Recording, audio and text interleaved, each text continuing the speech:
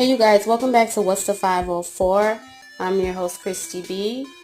Please go ahead and click the thumbs up, subscribe to the channel, and hit the bell for notifications if you would like to get notifications. I am a new channel. So I wanted to come on here and report today regarding Cardi B's close friend Star Brim has been indicted on charges. I'm not sure if you guys were aware already. This report came out yesterday.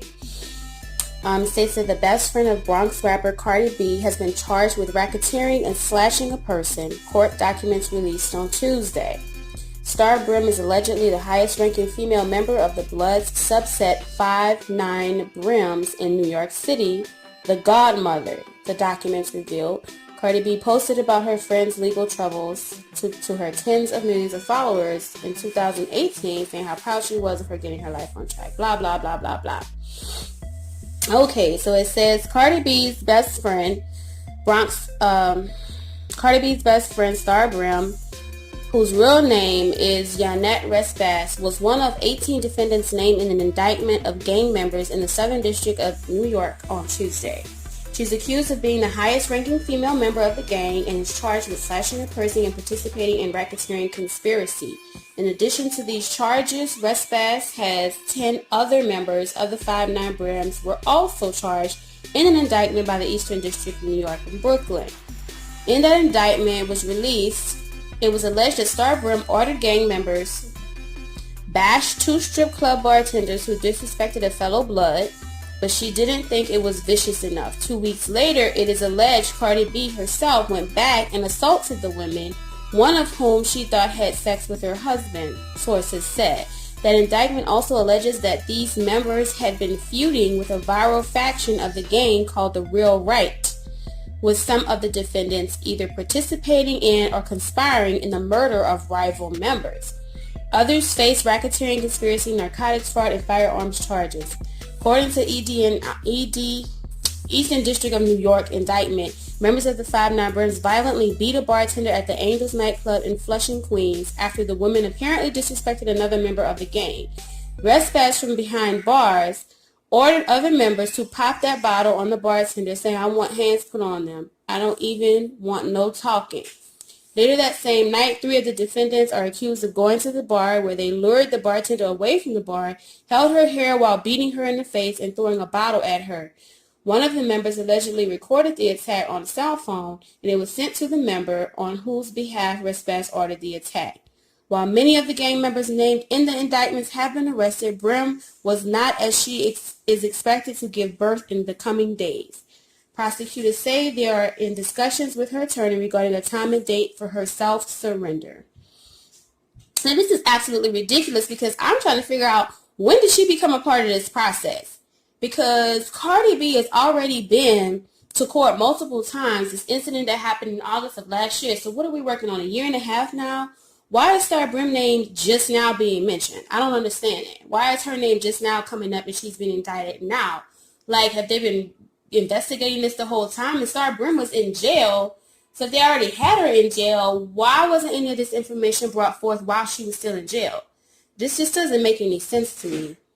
So I don't know. It's just kind of odd that she's now being brought up on charges. But I mean, hey, I guess if they found evidence, then so be it. I'm just trying to understand where all this extra stuff came from. It seems like it would have been mentioned in the initial charges that were brought up against Cardi back in, I believe it was August of 2018, I believe. It's been a while.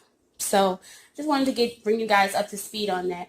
I also wanted to mention for Houstonians that the judge in the court case where the Houstonians were trying to sue the state or sue the city for the Harvey damage that was done, it says that the judge says the downstream victims of Harvey have no right to perfect flood control. So these were residents that lost their homes due to the releases that had to be done in order to alleviate a lot of the water that was building up after Hurricane Harvey happened, and a lot of homes got flooded out because of that. And so these residents filed a lawsuit against I want to say the state, or I don't know, the city, and they were trying to recoup, compensation for their loss, but the judge ruled against it. So it says a federal judge's ruling that the flooding of homes and businesses downstream of 2 Army Corps reservoirs during Hurricane Harvey was an act of God, not a failure of humans, has dealt a blow to the thousands affected by the storm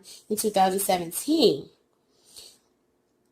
Okay. And the attorney is thinking about doing an appeal. So we're going to have to see how this works out. It says U.S. Judge Lauren A. Smith dismissed the downstream lawsuits outright on Tuesday, saying property owners had no grounds to sue the government for inundating their land in a flood classified as a once-in-a-2,000 years event, which means he wrote the last such event occurred during the life of Jesus. Another judge from the same court ruled last fall that the Army Corps of Engineers was liable for the damage caused to the thousands of property owners from water that backed up above the Addicks and Barker dams. Smith said plaintiffs did not have a right under Texas or federal law to perfect flood control. So lawyers are considering doing an appeal to this process. I know that must be devastating because a lot of people lost their homes, a lot of people. So it'll be interesting to see how this process plays out if they appeal it. I don't know what to say about that, Texas. Like, we got to do something about that. These people lost their homes. A lot of people have dealt with the same thing in New Orleans with Hurricane Katrina as well. Some of those areas are still not developed. They still remain in the shithole. So we're going to monitor and keep an eye on this and see how this works out, you guys. So I just wanted to give you those 2 updates for now. And I will be uploading again soon. Again, thank you for checking out What's the 504. Thank you for your time. Please click the thumbs up, subscribe, and hit the notification bell. Peace.